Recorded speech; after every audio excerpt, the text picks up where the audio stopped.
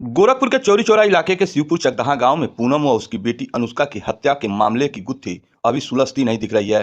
Police जैसे जैसे हत्यारों के नजदीक पहुंचती है, कहानी में नया पेंच आ जाता है। सोमवार को बेटे बेटी ने मां बहन का ब्रह्मभोज यह कहकर टाल दिया कि जब तक मामले का पर्दाफाश नहीं होता वे क्रियाकर्म नहीं कराएंगे। इस वजह से तह तक पहुंचने से पहले पुलिस की जांच फिर अटक गई और पूछताछ भी पूरी नहीं हो पाई। पुलिस पूनम के मोबाइल कॉल डिटेल के आधार पर एक पेंटर से पूछताछ कर रही है। इसके अलावा अभी एक और युवक की तलाश है। मामले की संवेदनशीलता को देखते हुए गांव में पीएससी की तैनाती के अलावा पुलिस की गश्त भी बढ़ा दी गई है। हत्या के पीछे पूनम और संजय के बीच रुपए के लेन देन और आपसी संबंध खराब होना बताया जा रहा है। पुलिस ने संजय के घर की तलाशी ली, लेकिन उसे कोई महत्वपूर्ण साक्ष्य नहीं मिले। यही कहानी अटक गई। पुलिस ने संजय को जेल भिजवाने के बाद पूनम से संबंध रखने वाले अन्य लोगों पर ध्यान केंद्रित कर दिया है। जांच आगे बढ़ी तो पता चला कि मां बेटी के बीच आपसी रिश्ते भी ठीक नहीं थे और कुछ दिन पहले एक रिश्तेदार को लेकर दोनों में विवाद हो गया था। इसके बाद पुलिस पूनम और बेटी खुशबू के अलग अलग एंगल पर भी जांच करने लगी।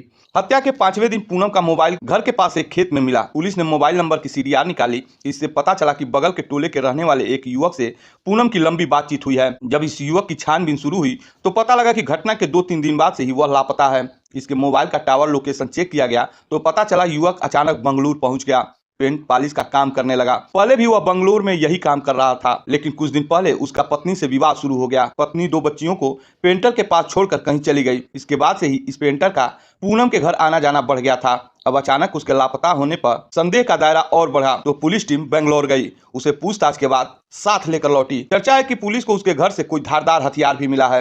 हालांकि पुलिस इस बात से अभी भी इनकार कर रही है। सोमवार को मां बेटी का ब्रह्मभोज था। इससे एक दिन पहले पुलिस ने पेंटर से पूछताछ शुरू कर दी थी। इसके बाद मामले के शीघ्र पर्दाफाश की उम्मीद बढ़ चली थी। गांव में चर्चा थी कि सोमवार को ब्रह्मभोज के बाद पुलिस पेंटर के अलावा मृतका के बेटे और बेटी से भी पूछताछ कर सकती है, जिससे हत्या का पर्दाफाश हो सकता है या पुलिस की जांच को नई दिशा मिल सकती है। लेकिन सोमवार सुबह एक बार फिर से जांच की गाड़ी रुक गई। दरअसल मृतका पूनम के बेटा और बेटी ने बिना मामला का पर्दाफाश हुए ब्रह्मभोज करने से मना कर दिया। मामले की संजीदगी को देखते हुए गाँव में एक बार फिर से पीएससी तैनात कर दी गई है। वही चौरी चौरा थाने की पुलिस भी दिन भर गश्त करती दिखी। सीओ अनुराग सिंह ने बताया कि यह केस काफी उलझा हुआ है, इसलिए सभी संभावनाओं को ध्यान में रखकर गहनता से जांच चल रही है। गांव में कोई विवाद न हो, इसके लिए पीएससी की तैनाती भी की गई है। चौरी चौरा पुलिस भी गश्त कर हर पहलू पर निगाह रखे हुए है। बहुत जल्द घटना का पर्दाफाश कर दिया जाएगा।